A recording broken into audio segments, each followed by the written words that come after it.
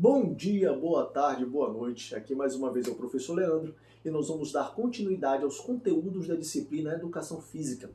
Nós vamos dar continuidade a esse conteúdo do atletismo, que é bastante extenso.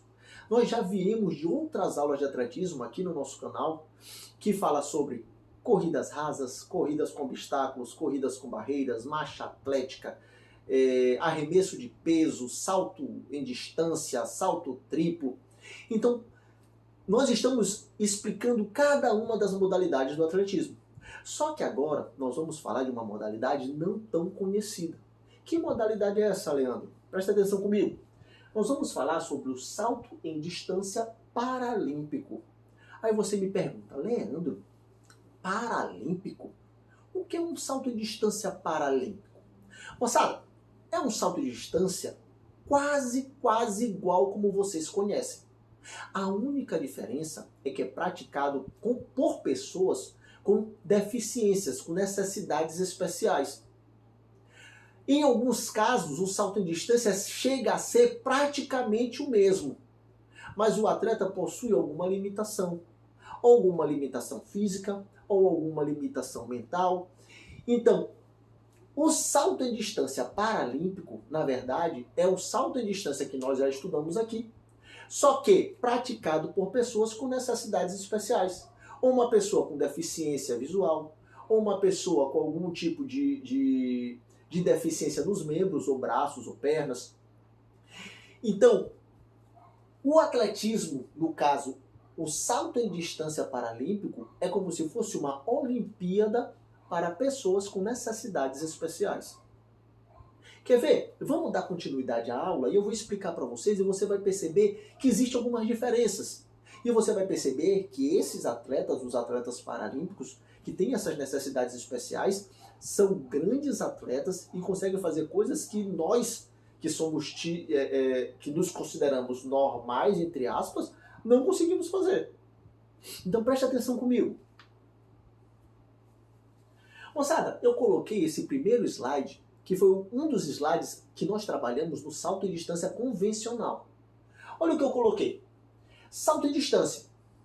Uma tentativa é considerada válida quando o competidor inicia o movimento do salto, dando o último passo antes da linha que limita a área de corrida. Nós explicamos aqui para vocês na aula passada. Vocês podem olhar aqui no nosso canal a aula que fala sobre salto em distância. Quer dizer o quê? Que o atleta vem correndo. Quando ele vai saltar, se ele pisar na tábua sem pisar no limite, o salto é válido. O salto é computado. Se ele saltou pisando na tábua limite, o salto é inválido. Beleza? Isso acontece tanto no salto em distância convencional, quanto em alguns casos no salto paralímpico. Mas vamos continuar. Caso o atleta dê seu último toque no solo antes do salto, após a linha limite, que é essa linha mais escura, esse salto será invalidado. Então, moçada, isso serve tanto para o salto em distância convencional, quanto para o salto paralímpico. Vamos continuar, para ver algumas outras semelhanças. Outras coisas de invalidação de um salto, outras coisas que invalidam um salto. E nós estamos falando do salto em distância convencional, mas podemos utilizar também para o salto em distância paralímpico. Primeiro, toque o solo fora da caixa de areia a finalizar o salto. Explicamos isso na aula que fala sobre salto em distância. Então, se você salta e cai fora da caixa de areia, o salto é inválido. Não importa se é o salto em distância convencional ou o salto paralímpico. Dar um salto mortal anula o salto, tanto no salto em distância convencional quanto no salto em distância paralímpico. Caminhar pela caixa de areia após o salto também cancela tanto o salto em distância convencional quanto o salto em distância paralímpico. Beleza? Só que agora nós vamos olhar as diferenças. Ali no slide passado nós olhamos o que é praticamente igual entre o salto em distância convencional e o salto em distância paralímpico. Agora nós vamos olhar as diferenças quais são as diferenças que tem no salto em distância paralímpico. Presta atenção comigo. Na Paralimpíada, as provas são classificadas por um código de letras. Presta atenção. Onde o F são para provas de campo e o T para provas de pista. Então perceba que existe essa divisão. As provas que são de campo, ela é caracterizada por um F. As provas que são de pista, ela é caracterizada por um T. Ok? Olha o que está no número 1. Provas de campo. O que são essas provas de campo que eles dizem aqui, ó, que são representadas pela letra F? São representadas pela letra F, que significa field. O que é field, Leandro? Aqui começa a interdisciplinaridade, hein? Você vai perguntar para o seu professor de inglês o que quer dizer field. E por que as provas de campo do atletismo paralímpico têm esse nome, field? Tem alguma relação nessa tradução? Ou então, se você quiser, pesquisa na internet, descubra a tradução e tente colocar aqui na descrição do vídeo qual é essa relação. Beleza? Vamos continuar. E tem as categorias de arremesso de peso, lançamento de disco e de dardo, saltos em distância, salto em altura e salto triplo. Então, moçada, quer dizer que as provas de campo ela é caracterizada pela letra F no atletismo, no salto em distância paralímpico. E as que são caracterizadas pela letra T são as provas de pista. Ó, número 2, prova de pista. São representadas pela letra T, que significa track.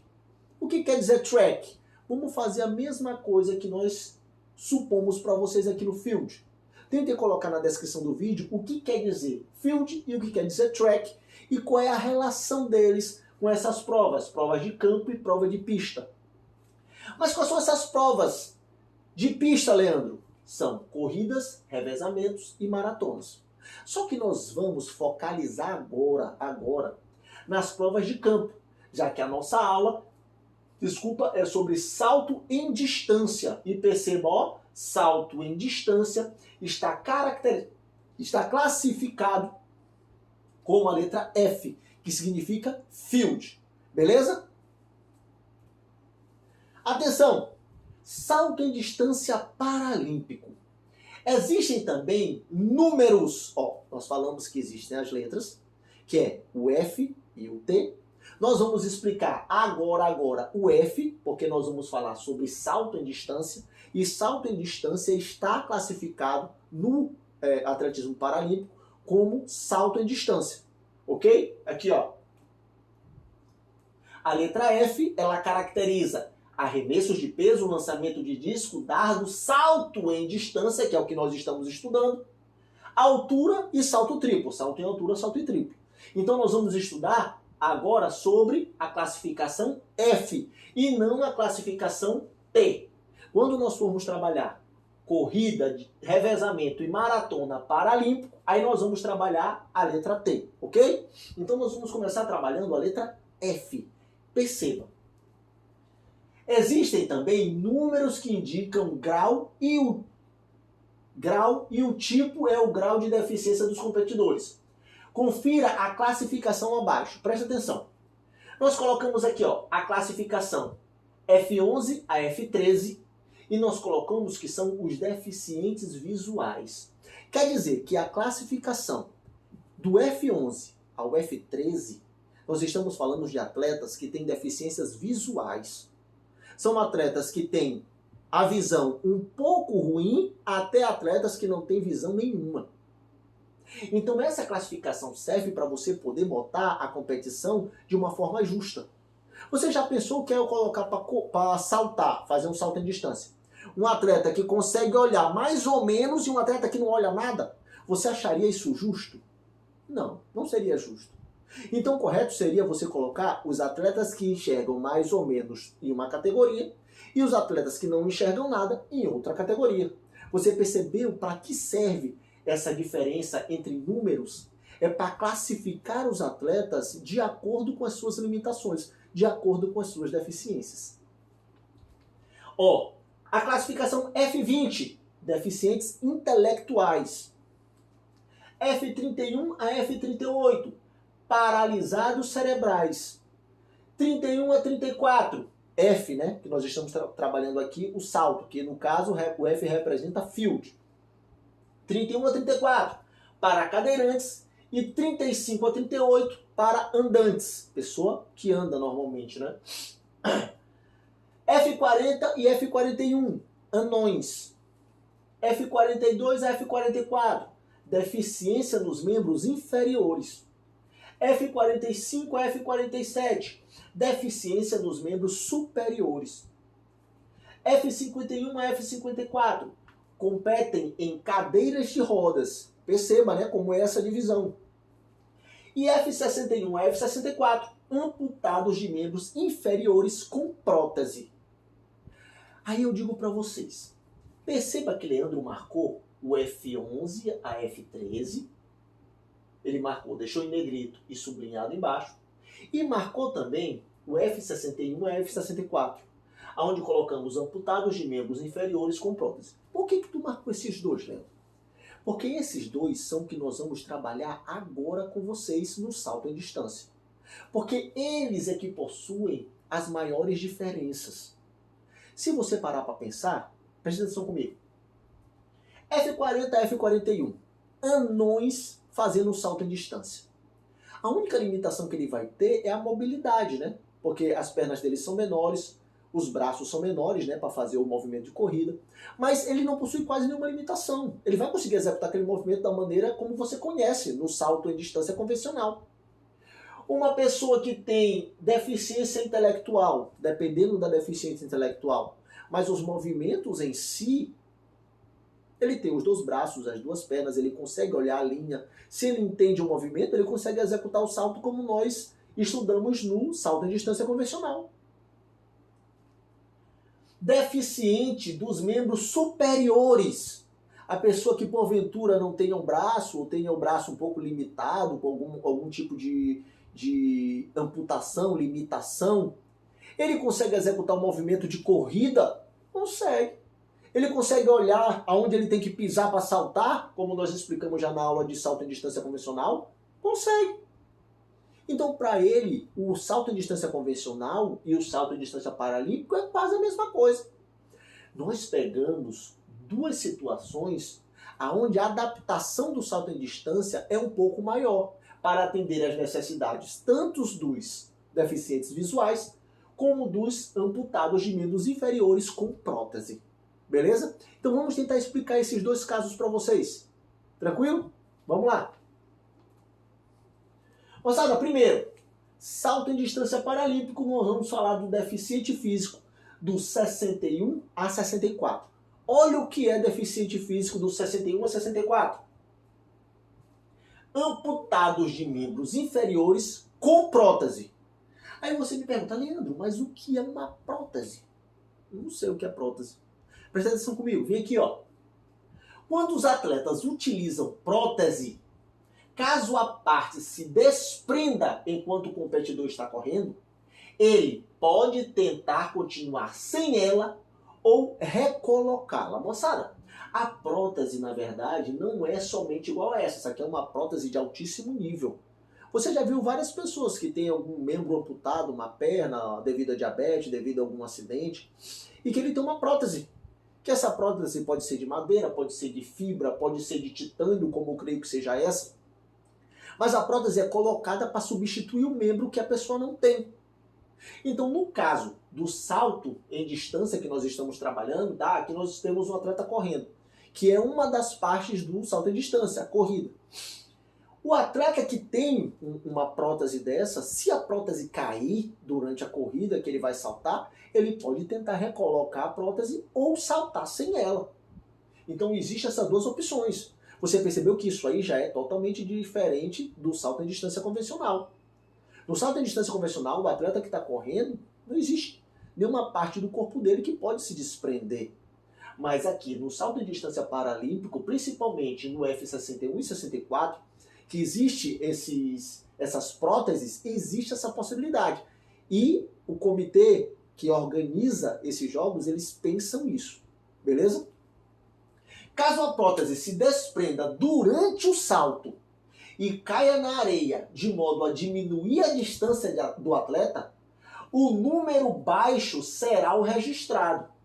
E se ela cair fora do tanque, o atleta tem essa tentativa considerada como regular.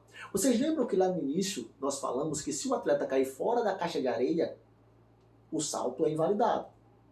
Aqui no caso do atletismo paralímpico, no salto paralímpico, da categoria F61 a F64, que são atletas amputados com prótese, se a pessoa correr, pular com o pé certinho na linha, só que na hora que ele está no ar para cair na caixa de areia, a prótese sai e cai fora da caixa de areia, por mais que o atleta caia dentro, mas a prótese caiu fora, o salto é eliminado.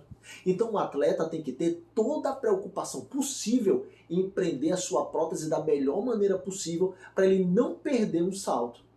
Beleza? Atenção! Moçada, os deficientes, físicos, no caso F61 a F64, que vão participar das provas de salto em distância, existem classificações. O F61 é uma coisa, o F62 é outra coisa, o F63 é outra coisa e o F64 é outra coisa. E eu vou tentar explicar para vocês aqui. Preste atenção.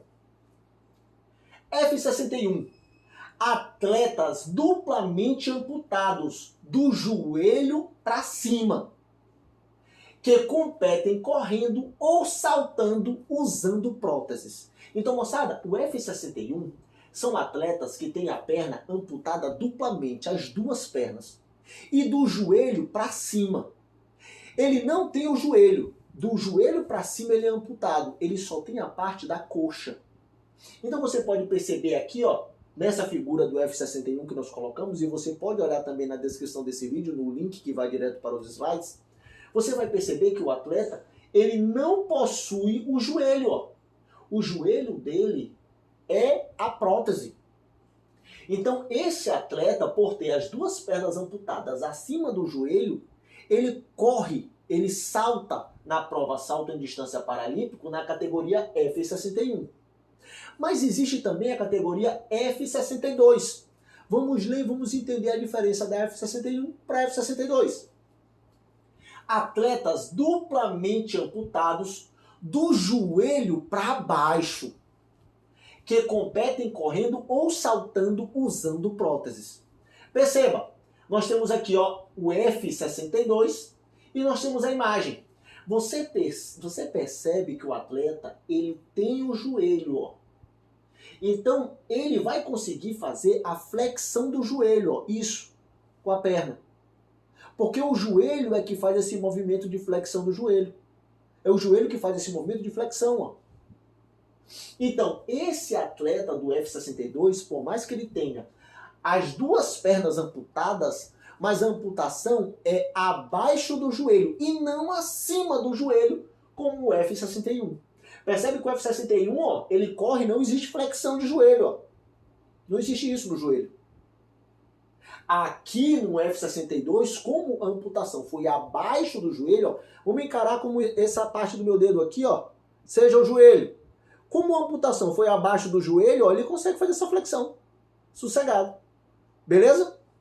Meus amigos, como nós já estamos com 18 minutos de aula e eu não quero estender muito essas aulas de educação física, até para você não ficar muito cansado de assistir a aula, nós vamos encerrar essa aula por aqui. Explicamos F61 e F62.